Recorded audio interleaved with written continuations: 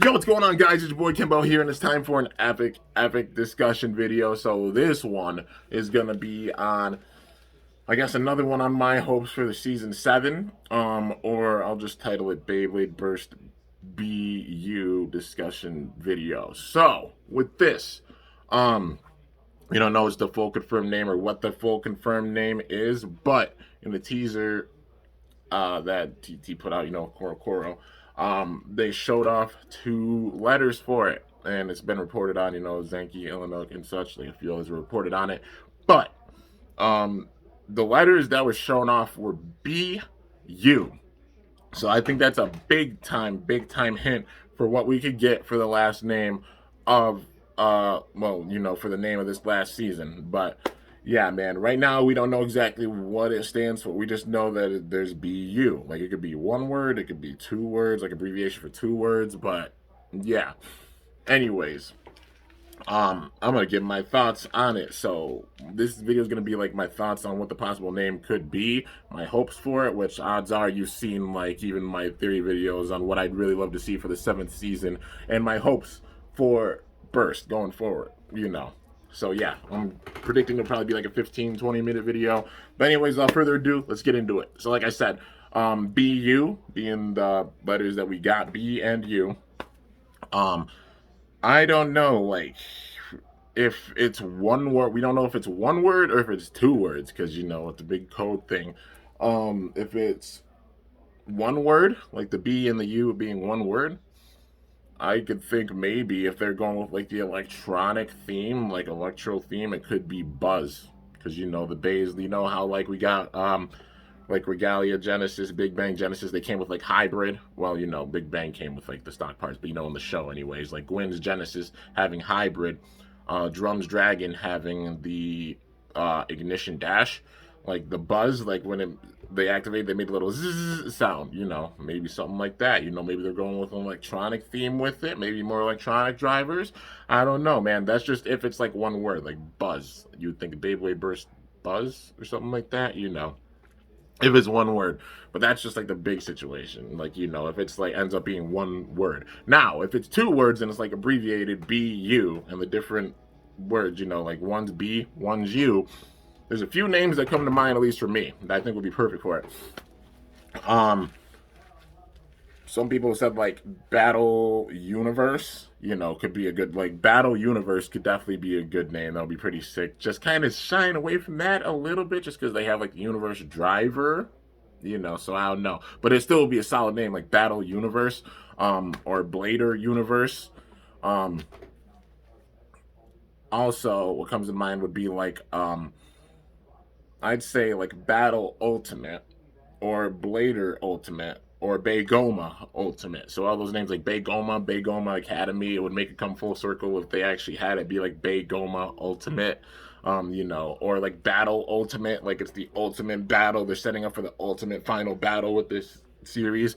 And then Ultimate with it, like Battle Ultimate. I know Ultimate Valkyrie has the name Ultimate, but they could also call it like the Ultimate System.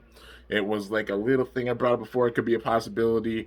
I don't know. I doubt they'd probably name all the bays like Ultimate, like how they did the Ultimate Valkyrie. I doubt they probably do it like that, like like Ultimate Fafnir, Ultimate Longinus, Ultimate Spriggan.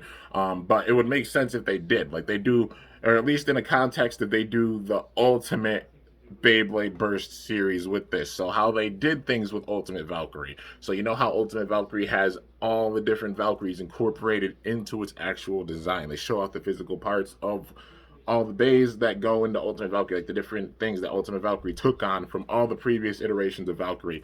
If they do something like that, like we see it with Longinus, with Spriggan, with Fafnir, with a bunch of other bays, I named those 3 mainly because we're at the end of Dynamite Battle. I doubt we're going to see Free and Louis put back in the show at this stage. They're definitely focusing on the final arc with like Rashad, Bell, and Vault. So, to me, it feels like the Longinus effect with this, the bloody Longinus effect. What I mean by this is, remember season 3 when we actually saw Louis in the show? But he didn't show up after Iga beat him, remember? We didn't even see him really in the show after that. And Bloody Longinus was kind of a placeholder bait at that point. But then we did see him return for Super King. We didn't see him in season 4, but we saw him in season 5, you know.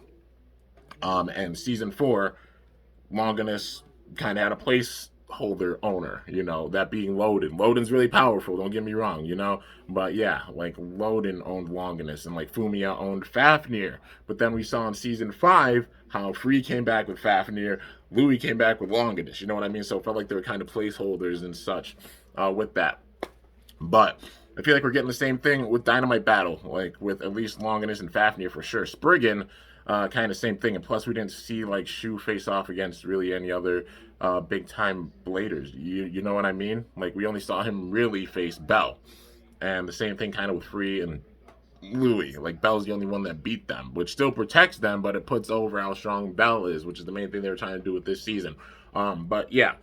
Anyways, I'm kind of seeing that, getting those vibes like Fafnir and Longinus. Like, we're going to get them back with the next season, and then that's where we see their ultimate power and such. Kind of like how we did with Season 5, but even Season 5, it felt like they were still protecting a lot of the characters because they had the team battles, you know? It wasn't like 1v1 battles, it was team battles and such, and the team battles, it really depended on who did what at the right moment with those battles, and it still protected all of them, like, power-wise, you know? But yeah, but that's my view on it anyways. That's at least how it appeared to me, and that's me just being a longtime fan, just saying it as the facts. I'm not going to tell you guys anything that I wouldn't truly believe with this. But yeah, man. Anyways, getting into it, yeah, like I think a solid name would even be just like Battle Ultimate or Baygoma Ultimate. Like if the U stands for Ultimate, because it would be like the ultimate system. Like imagine they just call it like the ultimate system. And they do what they did with like Ultimate Valkyrie, except with the system itself. So they implement different aspects from all the different seasons, you know, like how we have the layer weight and everything like that. Like we've seen that even with Dynamite Battle, we see like the parts of like GT and Super King with it, because you know, like the chip and such, or the core in the center, you know, and then the layer weight and such. We see like GT and Super King incorporated with that. The metal incorporated with the top part of the bay. We see that with Cho-Z. You know, the Choji aspect of this.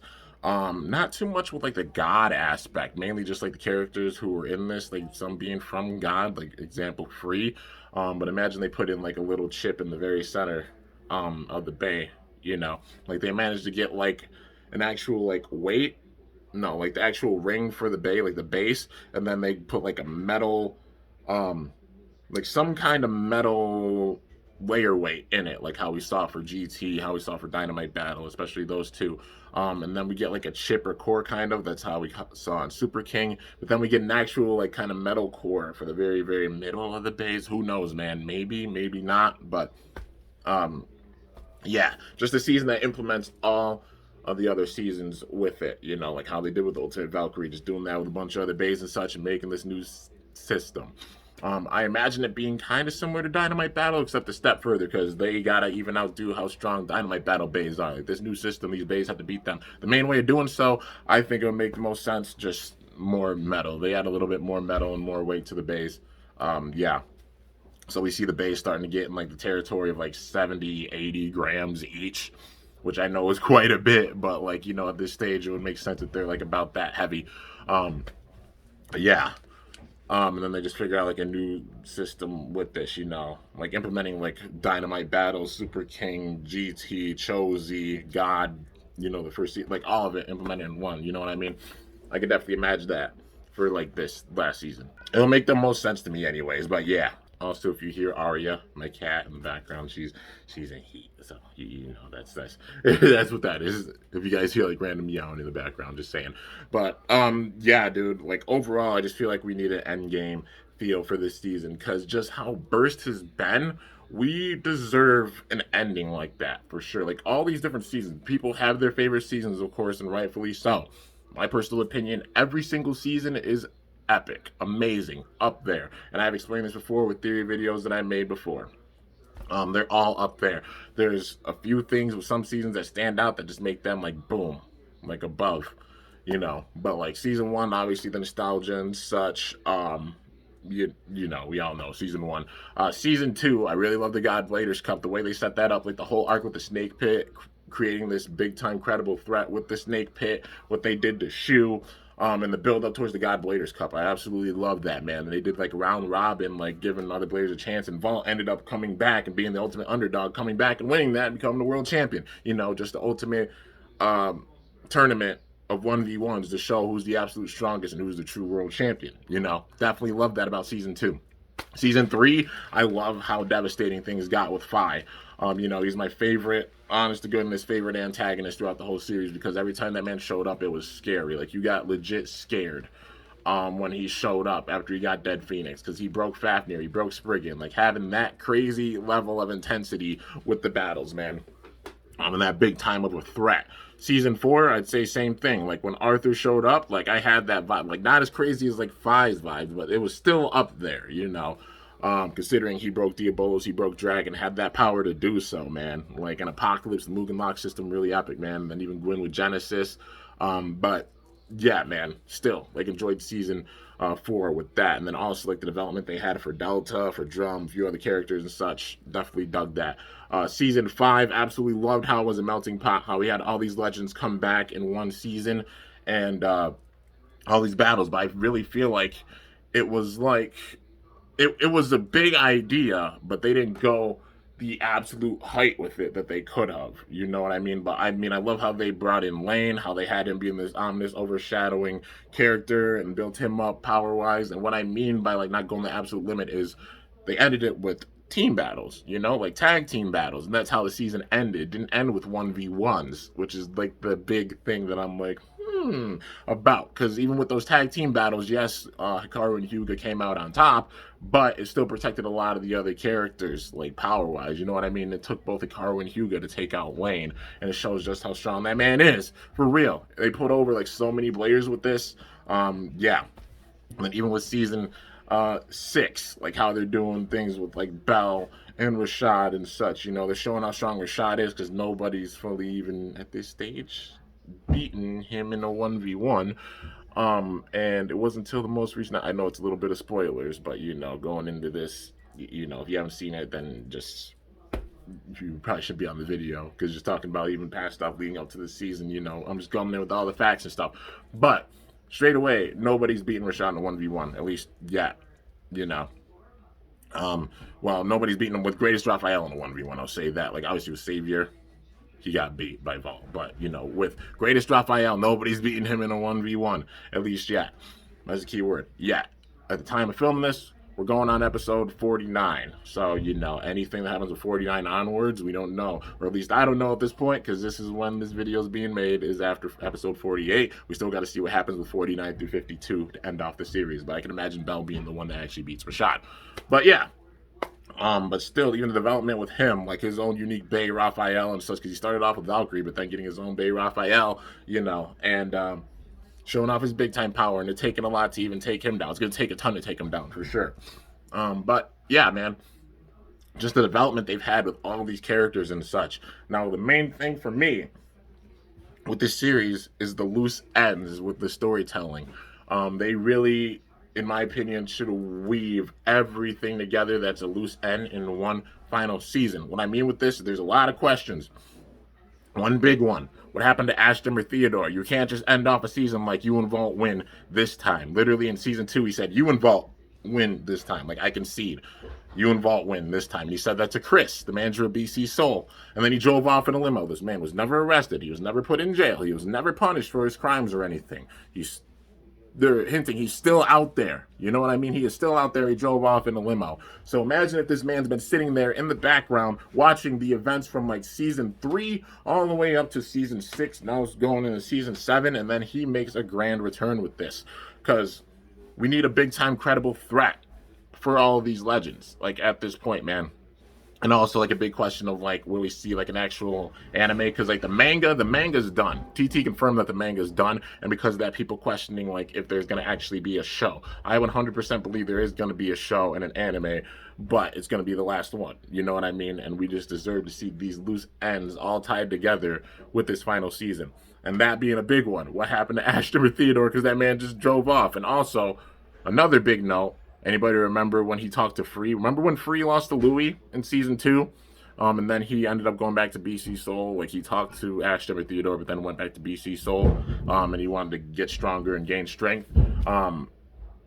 Ashton or Theodore, I say both their names because Ashton is his identity in the Snake Pit. Theodore Glass is the actual man behind that facade, so that's why I say Ashton or Theodore. Anybody who doesn't understand why I say it that way, I'll have a little link to get that off there.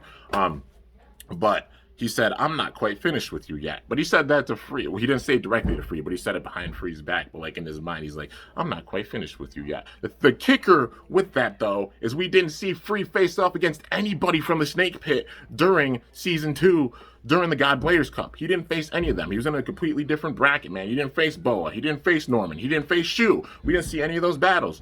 But then he said that then?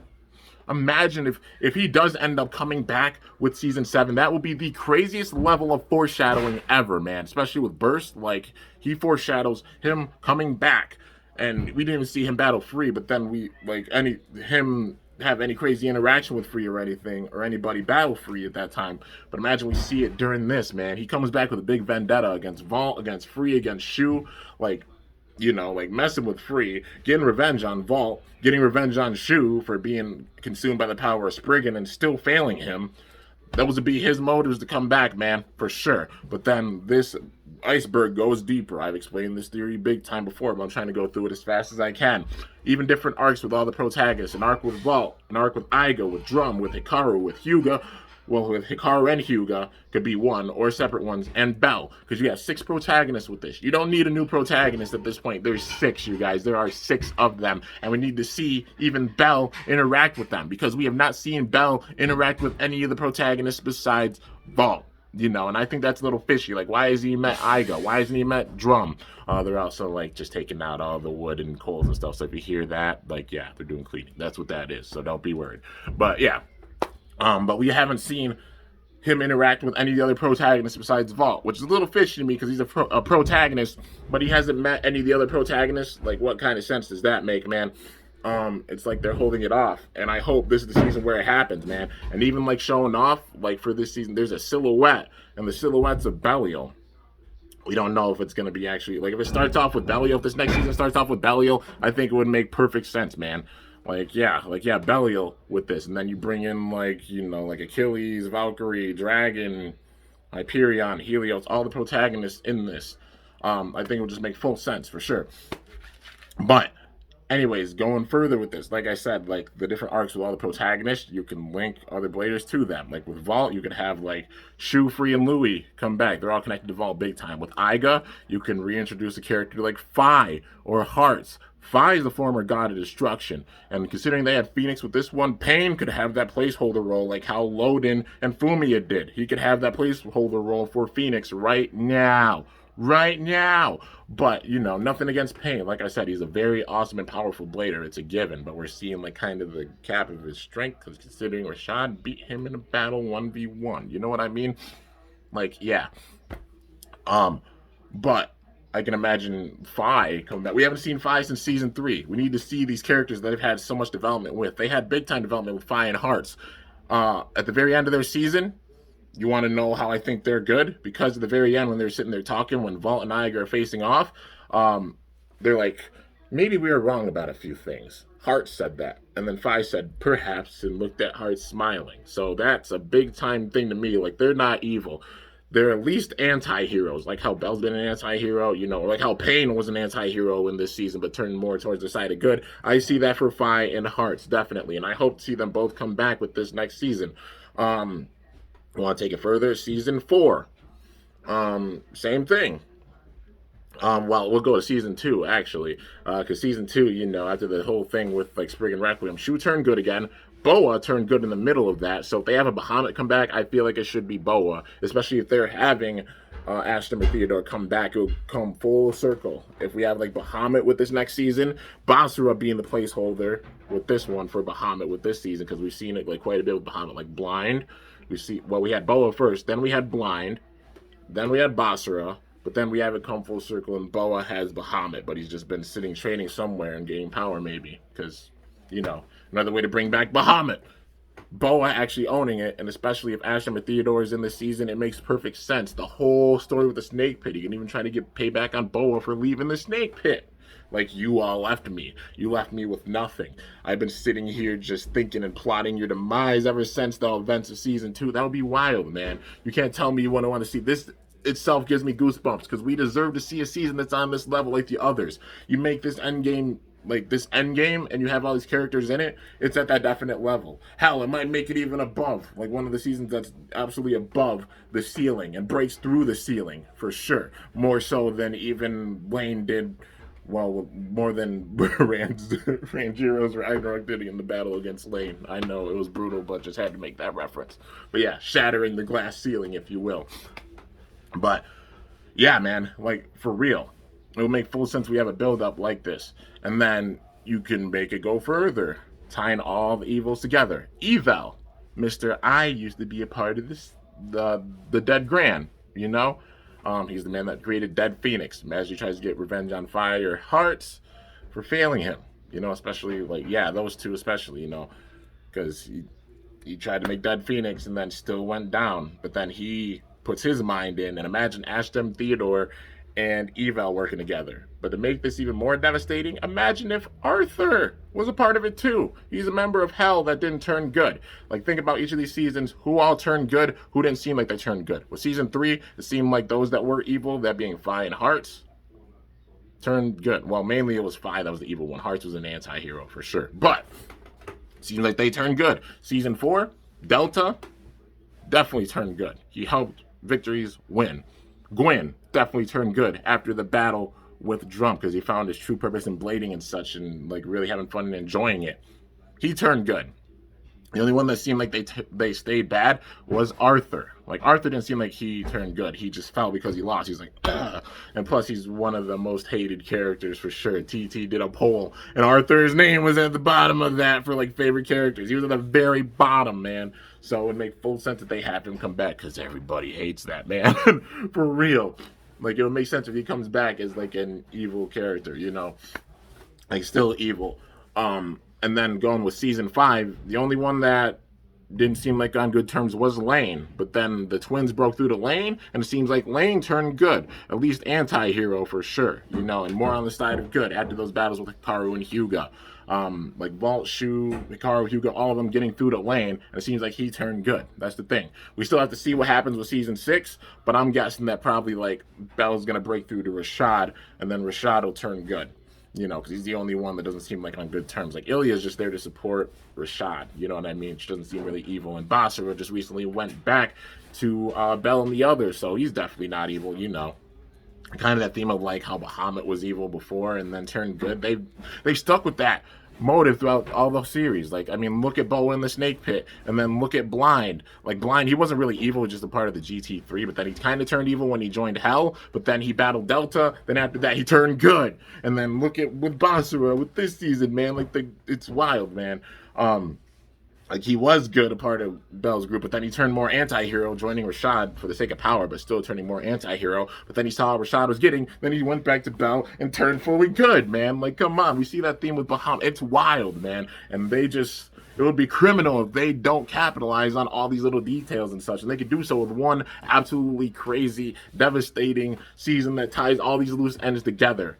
That's the way that Burst should end, man. Because, like, you don't want it to end on a crazy cliffhanger, like honestly how 0G ended. Like, they talked about a second, like another world tournament setting up for like a second season, but because the sales were going down, it never came to fruition. They never did it. They didn't even make Berserker Byakko, Guardian Garudis, or Phantom Fenrir. And just being a big time fan of Beyblade and seeing how the pattern went with Metal Fight Beyblade, definitely do not want to see that for Burst, because Burst absolutely has been solid across the entire board, at least under TT. We know what Hasbro's done, taking some of the gimmicks and stuff, but say what you will. Like with TT though, they've been killing it for sure with every single season, and we need to see them like go balls to the wall with this last season, and this could do it for sure. Now, going to the bottom part of this iceberg, those evils that I mentioned before. Imagine you have all these powerful bladers like I said, Shufri and Louis, I don't feel like they could be left out for sure. The 6 protagonists, I don't feel like they could be left out. Vault, Iga, Drum, Hikaru, Hyuga, Bell, and then you add characters like Shufri and Louis. That's 9 characters. I personally say it would be like about 20 bays, you know, because considering how each of the seasons have been getting smaller with their releases and stuff, I'd say a solid cast would be at least 20 bays, like 20 new bays, you know. I'd say that would be pretty solid. They put out 20 new bays for this entire season. But you think of those spots. That takes up like 9 of those spots right there. But then you have like Phi. Imagine a grand return of Phi, of Gwyn, of Delta, of Lane, of possibly Rashad as well. Like all these characters that you had big time development with, and it shows their ceiling of power. Like it took so much to even take all of them down. Like Phi, Iga survived that. Not just one, he survived Phi. That's how strong Phi was.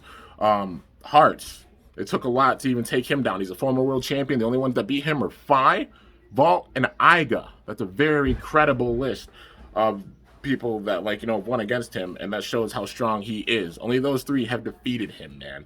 That's how strong he is. When it comes to with Gwyn, it took all of victories to beat Gwyn.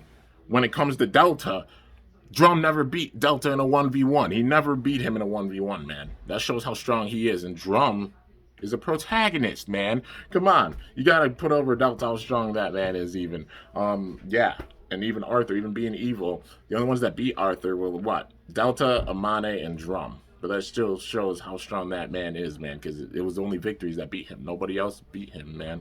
He never faced Vault or any of those other characters or such, besides like the select few from victories. And then we go on to Super King. Lane, it took, Vault got the KO on Lane, but that was in a tag team battle and having the right opening. But it still, like I said, felt like protecting a lot of characters with Super King with those tag team battles. And it took both twins, using their joint power to beat Lucifer. That shows how strong Lane is, man. And right now with Rashad, nobody has beaten Raphael in a 1v1. And it's probably going to end up being Bell. And if it is, Bell will be the only one that does it. But we got to see how these last few go. But it still shows how strong Rashad is. All these characters that have been developed that strong, that's why I feel like they need to be in this last season. Because how much they've been developed, how strong all of them are. And to see those dream battles, man. If we have all 6 protagonists, Shu Free, Louis, honestly, I'd say Phi, Gwyn, Delta, Lane, Rashad in the season as well, and then have some other returning characters. Like I'd say Xhaka is definitely worthy. That man's ranked just below Cisco, and considering how well he did with Buster Excalibur in season 3, and we only saw him for one little cutscene in that, and he used Excalibur more effectively than Jan did, in my opinion, for sure, man. That's a cast of 15 bladers right now. You think of 5 more, I'd say chances are it could be Dinah, because we saw Hollow Death Scyther. It could be the Lord Spriggan effect, where they didn't actually have Shu own Spriggan, but then he had World Spriggan. He didn't own Lord Spriggan, but he owned World Spriggan. Imagine we got Hollow Death Scyther, and he didn't own it in the show, We didn't see him in the show. But then he comes back to the new Death Scyther in this season. And then even with Delta, we saw Death and Abyss Diabolos made, right? But they didn't show up in the show. He showed up in the manga, but not the show. But they made Death and Abyss Diabolos, kind of like placeholder base. We see a new Diabolos, man. It'll make full sense, with this last season. And I'll leave 4 spots left. So I'd say Wakia possibly getting one of those spots. Because we saw Jet Wyvern. Even how much they put over Jet Wyvern. It took so much to beat Jet Wyvern, and they only showed it in 1 episode. What sense does that make? We don't even know the ceiling of this man's power. You've never seen Jet Wyvern bursted or faced off in a big time 1v1. You know what I mean? It just makes no sense.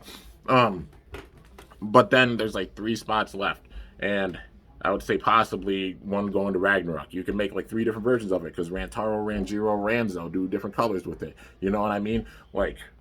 Rantaro's version, make it orange. Ranjiro's version, make it white. Ranzo's version, make it red or green or something, because he does have green in his attire. I think that would make full sense. You leave it with 2 spots. If you go with 20 or 21 days, for the sake of this, we'll do 20. I'll go with 22, a cast of 22. If there were, but if there were only 2 left, the evils, you already know, whatever the ultimate evil bay is, and probably another person that's a part of that group or such having a bay as well, maybe. But if there's a couple more spots with that, who knows, man? Possibly one of them being Hearts. But now we're gonna get into the last part of this, and that explaining my mentality with how this series could go. Elements from all the previous seasons with this, that even being with the storytelling. We get the crazy level of threat that we got in season 3, how we had with Phi and also with Arthur. You know what I mean? We get a Cup, like the God Bladers Cup at the very end to decide who's the absolute strongest. We get the season 5 vibes with everybody coming in a melting pot type season, you know? Like, yeah. And then we got the elements from all the different seasons. If we have the protagonist, you got the elements from all the different seasons with this, man. And whatever this new format or new system is. And then you think about it this way. Have different arcs with all the protagonists. Like an arc with like Vault, Iga, Drum, Hikaru, Hyuga, Bell. That's how we get like the connection with a bunch of other bladers and such that we have seen in the past. Like Vault, like I said, Shu Free Louie. With Iga, Fi, and Hearts. With Drum, it could be like Delta and Gwen. Yeah, Gwen and Delta through Drum. Maybe Amane, I don't know. But like Amane beat Arthur, so like I'd say he's a credible blader as well. Just depends on how many spots TT's gonna put in this, because you know the seasons are getting smaller.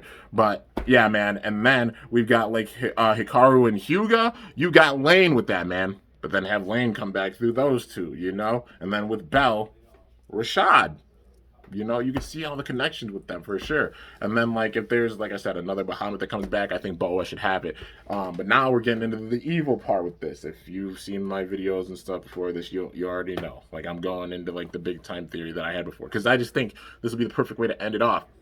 You have a crazy level of threat like the Snake Pit, like Dead Gran, like Hell, all combined in one. Imagine if Ashton, Theodore, Evel, and Arthur put their minds together. Imagine we get a new Apocalypse. Imagine we get like the ultimate world-ending Bay. Like the number 2 of this group would probably be Arthur with Apocalypse, you know, with a new Apocalypse. And then the number 1 being whatever this ultimate evil blader is, whoever it is. And it's Ashton Theodore. This man put Shu through the Requiem project. When we got Spriggan Requiem, what was the gimmick for it, guys? You saw all the bays that it had parts of. It had parts of Excalibur. It had parts of Valkyrie. It had parts of Longinus. It had parts of Fafnir. Like, it meant to counter all of them, man. And it was effective. It was very effective. Vault was the one that beat Shu at the very end, man. If Free and Shu did face off, then it would have been a dogfight. But I think Shu would have come out on top.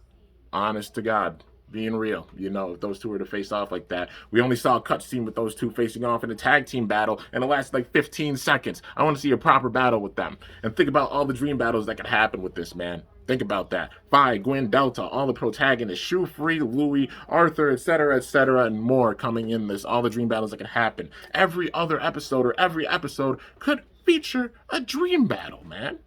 Like, that's insane if they build it up this way, where it would be absolutely new, absolutely fresh. It's not feeling like stuff's being recycled. Because at this point, you have 6 protagonists, so it would make no sense, in my opinion, if they put in another protagonist. It would just feel like recycled with it. If they're doing this as the end game season, they should do what they did with season 5, except further.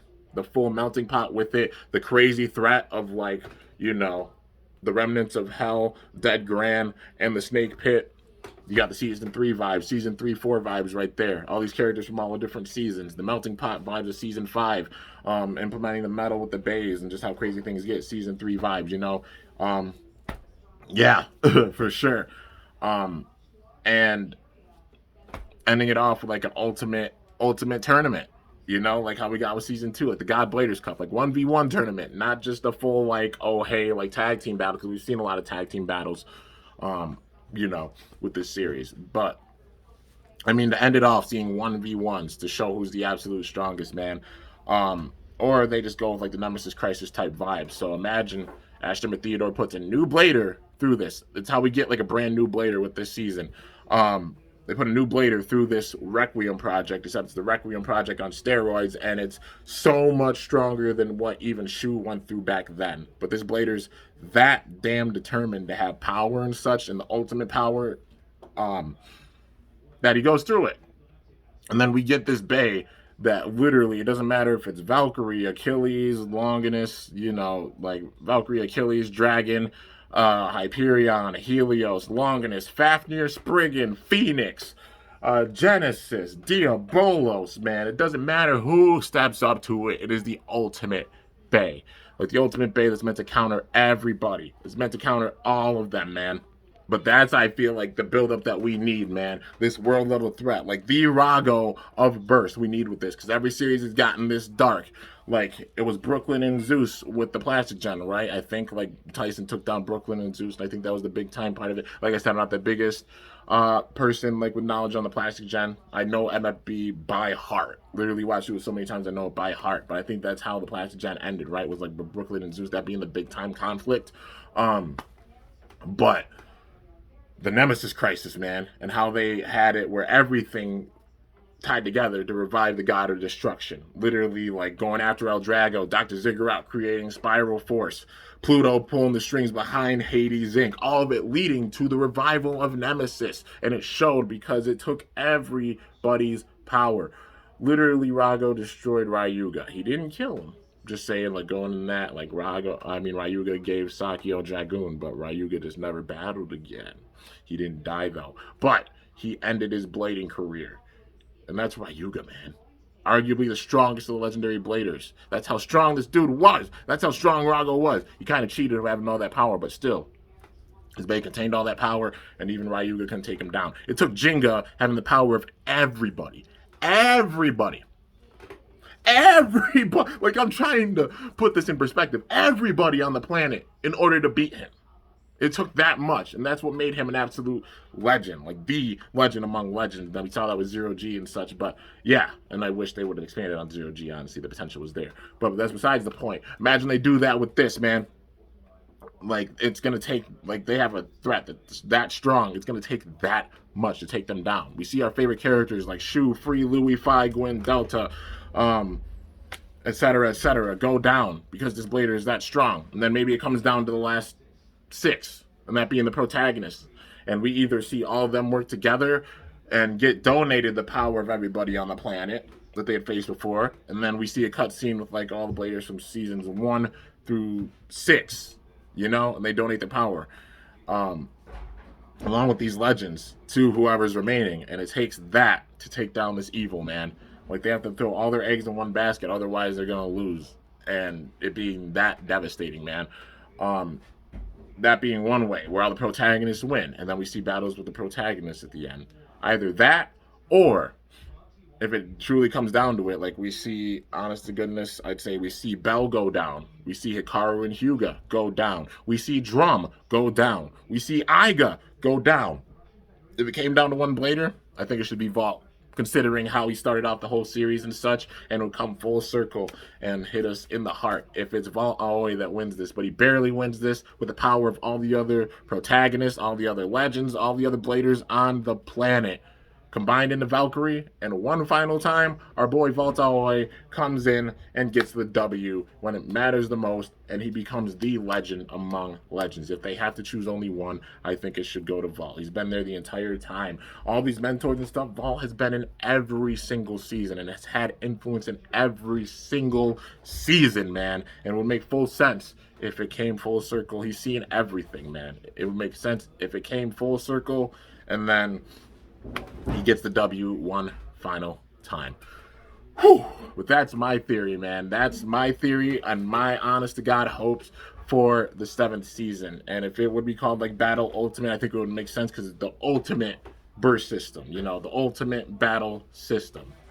Imagine they call it that, like Ultimate Battle or the Battle Ultimate system, you know? It's meant to be the ultimate system encompassing like all these bays, all the gimmicks that we've seen before for these bays, but on a crazy level, man. And yeah, the ultimate level, like how we got with Ultimate Valkyrie. And I just think it would be perfect if it ended that way. All the storytelling, all the loose ends being wrapped up with that. We get cutscenes from all these evils from the past and such, because they referenced them in some previous in seasons after, you know, like Hikaru and Hyuga. Once they met Drum, they referenced Hell. You know, like we see it all come full circle in one final end game, intense, epic, super duper cool season. And that being how Burst ends off. Because, yeah, we'll be sitting there at the very end with a tear in our eyes like it's over. Because it's going to be that point after this season. At the very end of it, we all deserve to sit there and be like, it's over. But we're sad about it, of course. But what will make it the absolute best is if they actually go with this and they tie up all those loose ends. So there's no more questions. There's no more what ifs. There's no more, like, you know, Like, what if this character is in there as such? Which, granted, it's still going to be that way regardless because they can't fit every character in the series, and that's why I'm naming specific ones because it's a given. The seasons and the Bay roster have been shrinking since Super King, you know. And I'd say at least a solid 20 Bays in one season would be really solid, for sure. And all of them getting those spots, like a couple new Bays, and then all returning Bays with their absolute full, just crazy level of power with their ultimate gimmicks and such. I think that's what we really deserve, man. And that's what I really hope we do get with this last season. It could be different, and they could just, like I said, throw a wrench in it and be like, "Oh, we're putting in a new protagonist." But in my opinion, it'll be a waste. Like, there's so much backstory and stuff they can capitalize on for the entire series that they could wrap up in one more season. But yeah, the only way that wouldn't be boring if there was a new protagonist, in my opinion, is either one, the protagonist starts off completely evil, like the evil or something, and then they turn good, and then another evil completely shows up or something, and then they turn absolutely good with that. You know, either that or we have a female protagonist.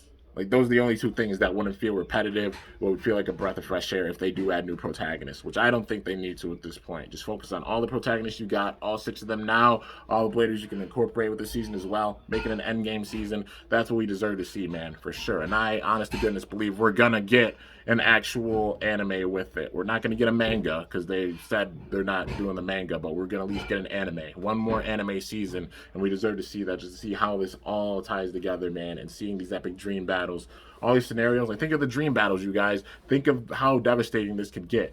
All the epic dream battles that we could have. We never saw Vault versus Fi. We never saw an in-depth battle with Shu and Free. We saw like small cutscenes, and at first like Free had the advantage, but then Shu after the Requiem project, you know, like having the edge on Free, but it was just like a small little cutscene that was 15 seconds. I want to see those two face off in an absolute just crazy intense battle where we're seeing the full limit on their powers, man. We need to see those battles, man, especially having characters like Fi, Gwen, Delta, etc. Rejoining, and then having Shu, Free, Louie in there. You know, like, just think of the possibilities, man, for real. All the dream battles. That would make the season absolutely insane, and we deserve to see that. That's just me being a fan. That's me being a person that really loves this game. You can already tell with all the tats I got on my body, man. Yeah. But, yeah, just honest to goodness, it's what I love to see for the end of this. But anyways, guys, that's going to do it for this. I said it was going to be like 30 minutes. Ended up being like 40 minutes, but just fully going in all the details with it. Let me know your thoughts on what you would want to see with Season 7. That's my personal opinion on what I want to see. Everybody has their own opinions, of course. If it goes down this way or really similarly, I'm going to be stoked. Like, forget the whole, "Oh, you were right about this." Like, yeah, it's me just genuinely wanting something epic to end off Burst, because we deserve that, man. If it goes down this way, I'll be beyond stoked, for real. Like, we deserve this for sure to end off Burst, because we don't want to be left with a bad taste in our mouth, like, you know, like, why didn't they continue with this, or et cetera, et cetera. That would answer all the questions, even if they end it that way. Will it be sad when it ends? Yes, but at least then we'll have the answers to a lot of the big time questions, the loose ends wrapped up with Burst, and yeah, a real convincing story and a lot of epic moments, because you build it up this way, you can already foreshadow, you can already imagine all the intense battles that we get. But anyways, guys, that is gonna do it. But hope you guys enjoyed. If you did, be sure to slice that like button down below. Let me know how I did. If you're new to my channel, definitely be sure to subscribe for some epic content, because I upload daily. And if you haven't already, be sure to ring that bell by my channel name to be notified whenever I upload a video. If you can't tell how passionate I am about this, sitting here making a discussion video for almost 45 minutes, man. For real. That's just my honest opinion of what I really want to see with this last season. Hopefully some of it comes to fruition. I hope so, because that's what we honestly deserve, man. It's the last season, and like I said, we've got to appreciate it while we've got it. But at the same time, man, like, they got to, like, hit it with a home run with this, man. They got to swing for the fences and try to get a home run with this. And that would be the way that they would absolutely do so. And then Burst going off into the sunset, setting up for probably a future, another future Beyblade generation. But yeah, anyways, guys, until next time, it's your boy Kimbo signing off. See you guys later. Thanks so much for watching. Till then, stay awesome and go shoot. I'm about to here.